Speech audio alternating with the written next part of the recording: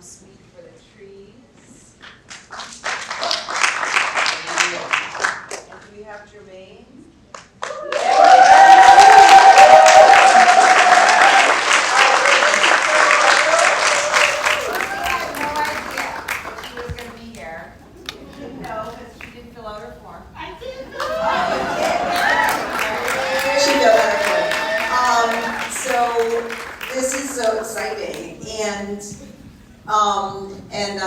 Both of these films are really important. I think they're really important to all of our communities. There has been tons of land also that's been available in Roxbury that people have not been able to get and hold on to. We all know, excuse me, that our communities are gentrifying every single day. And I feel like there's so much to unpack in this film. You guys can, you can lean in, you know. There's so much to unpack in this film, but I want each of you, not Germaine, but I want the two of you to introduce yourselves. And the reason behind Jerel and Caiana being here is because it's really important for us to be bringing these types of films to Massachusetts, but it's equally as important to make sure that we are bringing community people that are doing the work here in Boston that are making the impact, and that's what the both of you are doing. So I'd love to thank you. So introduce yourself. Hello everyone, thank you so much. Yeah, that was a very moving film. My name is Caiana Luse Moise. I'm from Boston. I actually grew up in Roxbury, and I'm currently a youth development manager at the Food Project, which is a nonprofit organization that kind of lives in the Dorchester area as well as Lynn, so both Greater Boston and the North Shore. And we have just kind of multiple farm sites, so some urban farm sites, some suburban farm sites, kind of the similar situation there for as your farm. So yeah, thank you for having me. Good evening, everybody. My name is Jerel Ferguson. I'm the Director of Community and Outreach and Engagement at Speak for the Trees. Speak for the Trees is the urban forestry nonprofit organization based in Dorchester, and I'm also a gardener and urban farmer as well. I used to work at the Food Project a few years ago, and I'm just so moved to even be in the same presence. I'm happy to be here. Thank you all. And thank you all for being here. So, Germaine, you are a celebrity, an activist, and I think for all of us here, your constant, your perseverance, I think, is something that I took so much from the film. And I thought it was really important too from the first film when he said, like, be careful of the nonprofit people that are in your space, right? I mean, that's sort of like, and that's exactly what happened in your situation. So can you talk a little bit about, and for all of you too, to chime in on this, sort of the struggles for fighting for this, for fighting for what you so believe to be important for your community. And you have the land, but the fight is not over. Not by any stretch of the imagination is the fight over. And the thing is,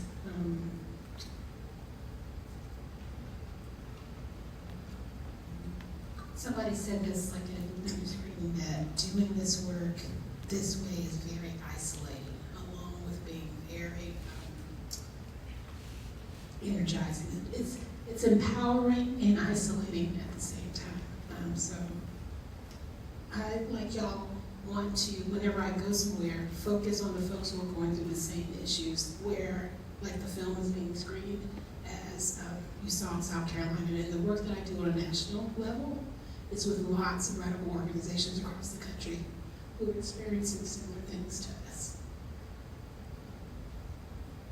I think what's so important about this work is the fact that it's rooted in community. It brings people together, you know, and everybody eats, right? So as you can see, like in the film we just watched, that, you know, there are youth on the farm. It's like, it's a multi-generational experience. right? So like not only do we learn from our elders, but then we also have the opportunity to learn from the youth as well. And so it's just kind of like a cyclical situation where we're all learning from each other and we're all also gaining nourishment both for our bodies and our mind. Yeah, I agree. It can be isolating, but it can also be empowering. A lot of work goes into the actual, hands in the ground, the hands in the dirt work to make it all possible to engage with people in the community. And oftentimes you're out there by yourself. You're out there and you feel as if you may not have the support you need, or you don't get the support you need, but you have to pull yourself up and make it work. And it's not just necessarily the outside forces, it's also the forces within the community. Can you all talk a little bit about that? It seems like I love that scene when you're in the boardroom and you've got four white men on one side and you have you and kind of people, and everyone's going, we're all going, we know how this is going to happen. So you have that external force, but I think that there's also within community that there is pushback, and how you get the community together, understanding the impact and the importance of a farm, and the importance of working that farm as a community.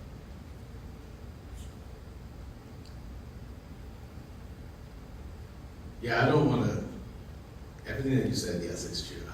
I don't want to talk about people in the community. However, sometimes it's a hard sell. Yeah, that's what I mean. It's really hard to sell that, hey, if you want to eat good, fresh food, you have to put in the hard work to actually get the good, fresh food. I remember sometimes I tried to make farming and growing food sexy, for lack of a better word. And and I borrowed the term from a woman somewhere, I can't remember where she was from, but I started calling it soul food, which was sustainable, organic, urban, local food.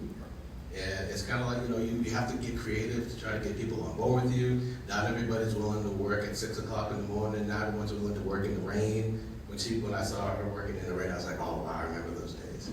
Even when I was with the food project, just going out there, harvesting, planting, doing whatever you got to do. But not everybody's willing to do that. People want to reap the benefits, but they don't want to actually put in the hard work. And that's okay, because everybody's not built for gardening or farming. I didn't think I was either until I started to, use my ancestral, I did some work on my ancestry and found out my great-grandfather from 6 generations ago owned a farm in Texas and had 10 acres of land. And that inspired me to do more work here in Dorchester and Roxbury and Mattapan. But it's not for everybody. There's definitely a stigma around farming, especially for Black people. I think, I've talked to so many people within the community, and I'm like, hey, why don't you come and join us? Harvest a couple of carrots or something, and they're just like, oh, that's a slave job. No, I don't do that kind of stuff. But once you definitely change the lens, change the perspective, people are, make it into something like soul food, or just an opportunity for people to commune on the land and just get to know each other, have things like African dancing and drumming, and even maybe provide some food for them, because, people love that. But yeah, change that perspective, and the community comes running in your direction, I feel. We started filming January 2018, the year my granddaughter was born. And we had a conversation, and I told somebody that we're sexy by accident. Because, we want to sell blueberries. We make a little commercial about, how to slap your mama good. So Annie takes some blueberries, walks into the other room, and slaps me. Play slaps, and then I take some and slap them back, and we sell out in like a couple of days. So making like agriculture fun, and like the proof is in the taste. The difference between what our food tastes like, that's grown with intention of like healing folks, versus like what you can get in the grocery store or what you get in the pantry. Being intentional about making the highest quality produce available to community members, and that community members are paid to grow it. Is how we do it. Yeah, I mean, and I love in there that you have the kids come and then like spouts and inquiries. I want to take a step back and ask you, and all of you have experienced this, but Germaine, in the film, I want to use sort of, give us I mean, we can feel it and we can see it, but just run us through sort of, briefly just the ups and downs. And we were so worried about you with your blood pressure. I mean, this is not easy work, but and it's not going to continue to be easy work, and you're doing it. But can you just sort of like when you read that letter, basically, I think we were all feeling. I wasn't surprised that we didn't get it even after raising the money, because that kind of thing happens all the time. If you study, like, what happened with Charles and Shirley Sherrod, Fannie Lou Hamer, and those folks who had the same intention as us. Like, I'm 54 now, so they had the same intention when I was born and weren't able to get it done. So that speaks to the obstacles, but also like the way I've been able to improve my health is I stopped talking to people that underestimate me. That's a big dollop of medicine right there. And where when I was stressed out or had limited resources, now I intentionally find, like, if I had $20, I gotta find another 100 so I can get a mani-pedi because of massages and stuff, and just like getting tension out of my body on a regular basis and paying attention to my body is, I think, what I need to do to be able to continue to do this work. Because with the new property means, like I said, we got to start over, and we're not popular because there's a documentary about what folks don't talk about. So yeah, anybody saw High on the Hog? Yeah. So BJ Dennis, who's in that second episode, told me way back when that the way that we are able to secure funding and resources in South Carolina is to make connections outside of the state. That's why all of those articles were important, and how Anik doing that Kickstarter campaign was like a 60-day commercial for Fresh Eater Farm. So it was donor-advised funds, like the anonymous donor. That's how we were able to make payroll. And we needed to raise $60,000, 45 for the land, and then some accessibility, that $15K. We raised $180,000. 72.5 within, and another 100 so outside, because Anik's campaign was so good, we got operating expenses out of it. So tough work with their strategy to make it easier.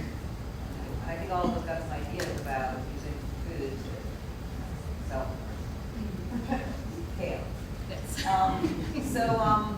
So what about the two of you? I mean, in terms of what's happening here and how we're in this movement to sort of make sure we don't have these food deserts, make sure we don't have these concrete jungles, trying to build trees in certain places and underserved communities.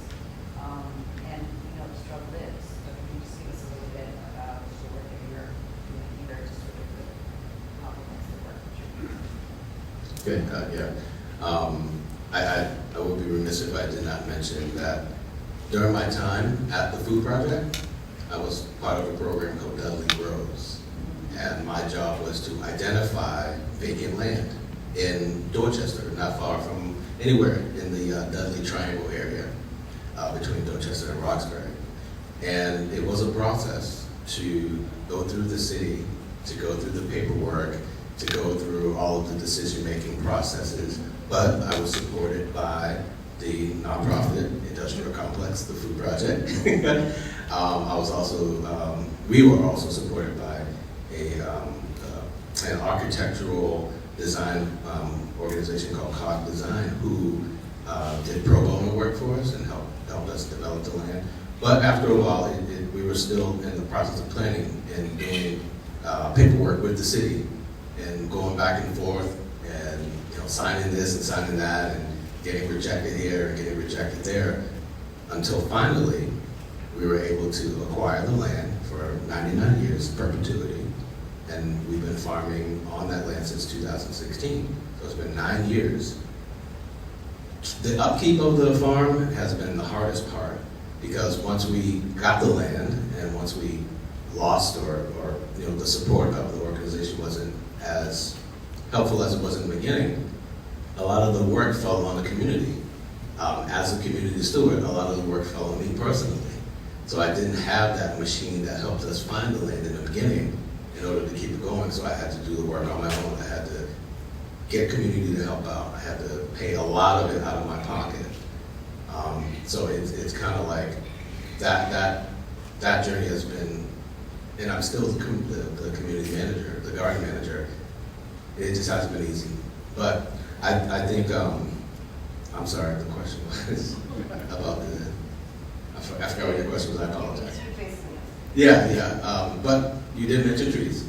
So I also would be remiss if I didn't mention this, that my organization, Speak for the Trees, is important, is make sure that we plant, protect, and preserve trees in our community, underserved communities, under canopy communities, because the communities around Dorchester, Roxbury, and Mattapan have less trees. So if we have less trees, we have less green spaces, and less green spaces means we won't be able to have community gardens or urban farms. So we cross-collaborate between all those, between farming and growing trees, planting trees, it's all connected. For myself, I know I'm here to, I'm representing the food project right now, so I came right from the farm, so yeah. But before I started working on the food project, I kind of had my start at one of the various community gardens around Roxbury, the Cooper Community Garden. That's where I kind of like grew up right next to. And then as a result of just like, you know, finding my own individuality and like connection to the earth through gardening, I decided to join a 29-week farmers program at the Urban Farming Institute. And that was definitely an amazingly eye-opening experience for myself. I just learned that education around growing food is just extremely important for the community specifically. Just like, you know, I met so many people while I was there, and multiple conversations definitely stemmed around like people not knowing where their food came from. So that's kind of like where my passion kind of comes from, which is why I became a youth development manager at the food project. So a lot of the times I'm kind of looking from a youth development lens, and I run a program there that brings in between 36 and 45 youth across the greater Boston area, and a lot of them have never been on a farm before. So they get to like, you know, get their hands in the soil, learn how to weed, learn how to identify plants, and then also like, you know, learn exactly where all that food in the grocery store is coming from. And then also be able to discern which food is, you know, healthy and fresh, and then also like which food might not be in that case. And one of the really great programs I think that kind of answers your question that happens at the food project is called Build a Garden. Where like the youth, one of the youth programs that we have there, they actually go around the city and build raised beds in people's backyards for folks who sign up for that, and it's a very small kind of operation, but it definitely makes a huge difference, I think, in the community where folks can have access and sovereignty over their own food choices as well. All right, I'd love to open it up for questions. If anyone has questions from the audience. Thoughts? Pleasure to meet you, Germaine, and so proud of all the work you've done.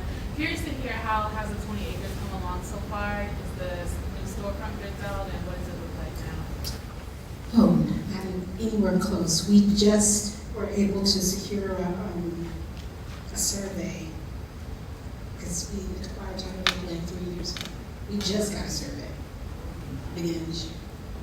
And it was, you know, because like Charleston is so quickly gentrifying, like surveyors are very busy. And then we were also misquoted, like how much it cost to do it, so we thought we couldn't afford it. So more property, more problems. And that's going to be the new reps. Yeah, because, you know, like where we all have like modest budgets because it's not like the warm and fuzzy. Like, it's just pure spite, I think, that keeps me going. And I talked to somebody too, and I guess equals ancestral rage. It just, I've given myself like the nickname G-Hulk because when I get mad, instead of smashing stuff, I put it back together in a way that works like with systems. Yeah, learn the rules so you can bend the rules. So,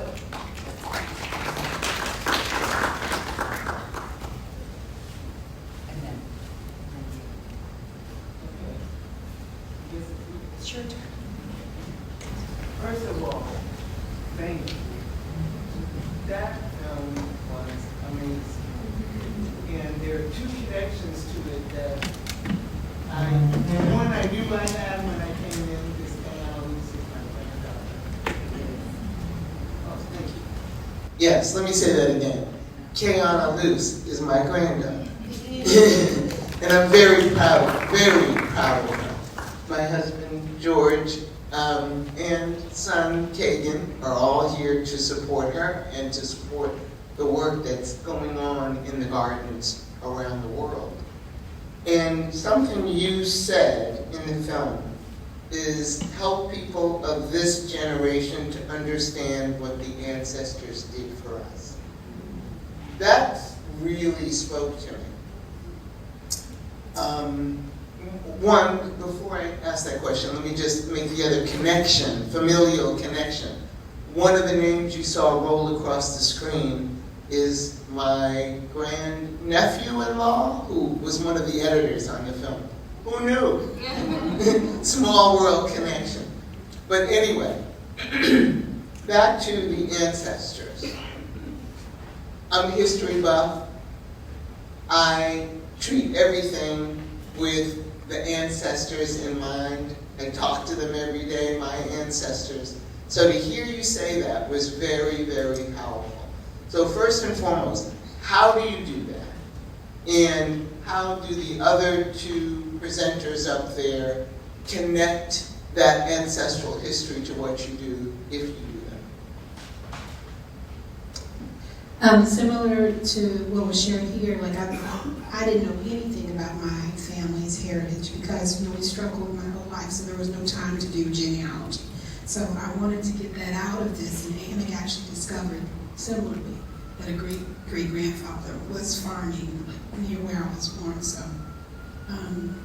that's the thing. But the other thing that I do specific to like ancestors, I'm gonna stand up and talk about it, is like gratitude for like what it is, like putting my vision on paper, making it plain, and then bringing that harvest like home as a thank you. Like I take herbs to the places, they'll do those things, and always, Kanae Miller was our board chair when it was going on, does yoga, but like becoming more decolonized every day also, and how like we do work. So those are two important things, but also realizing finally that in order for me to fully avoid folks that underestimate me, I have to start my own business. So, like with the ancestors in mind, like putting those same plans that they had in place so that our farms can run with sovereignty. Wildest dreams shit.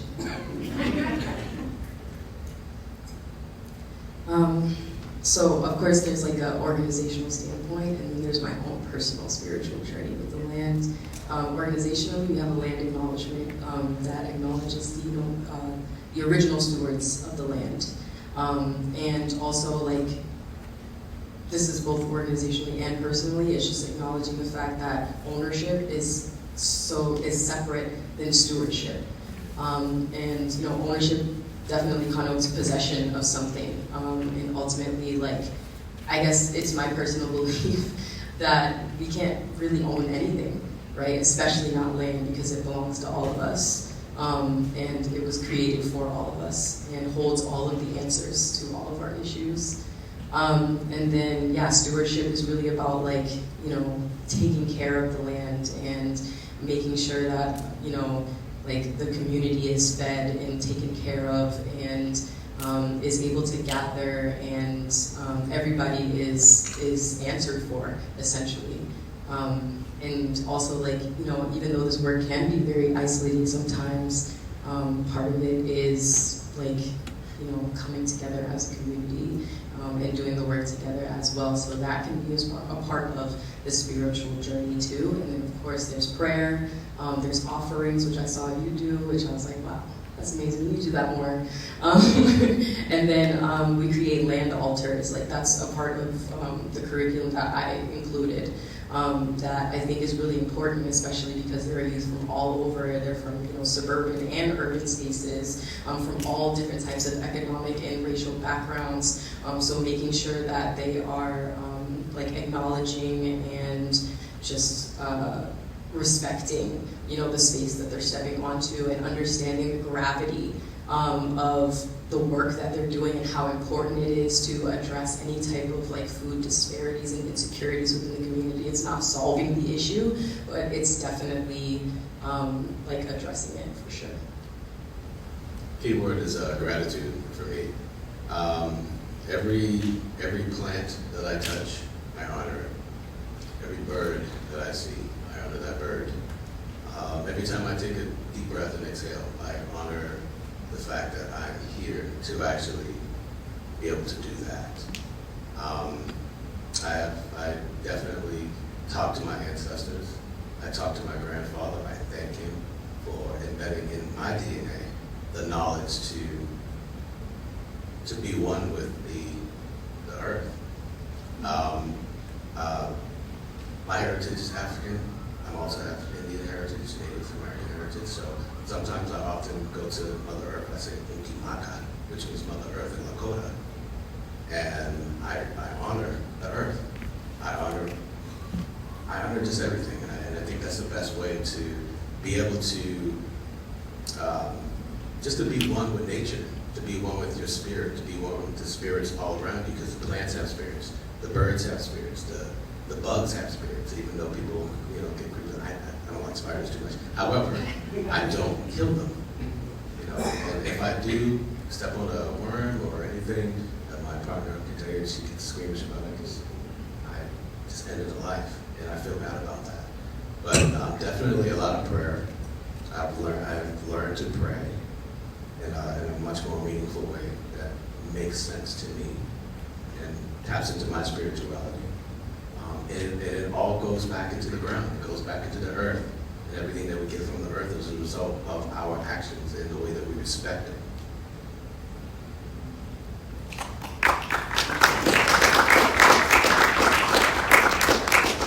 So I just wanted to thank you so much. Your story is really inspiring. And I was especially,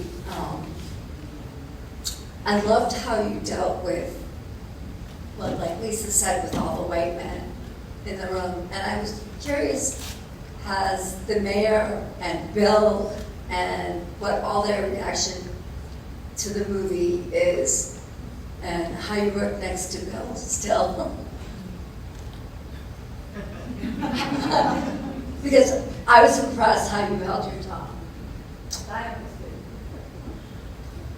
There was a lot of cursing that didn't make it into it. Because we only had 94 minutes and almost 1,000 hours of footage. I tell a tight story, so yeah. But I think that anyone would be frustrated, in those circumstances, and they happen a lot, very often for women, and Black women especially, talking about the intersectionality of the film. So the other thing that I discovered in last year is the CBD store. So I'm not as tense as I was before, but just proud. And I also like to say, when we talk about folks in the community not coming to farm, there is so much every day that people have to do just to keep a roof over their heads. So we welcome folks no matter what they think about food, and for us it's just taste it, and I'll find something that you like and just walk you to that thing in the farm. So yeah. Last question. No comment. Last question. In the making of the film and all of this, did anybody ever talk about what the word metanoia means?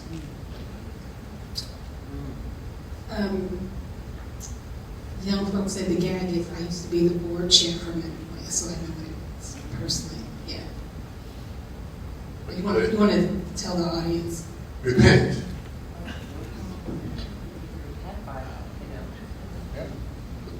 Bow down and repent. What's the language? It's Greek.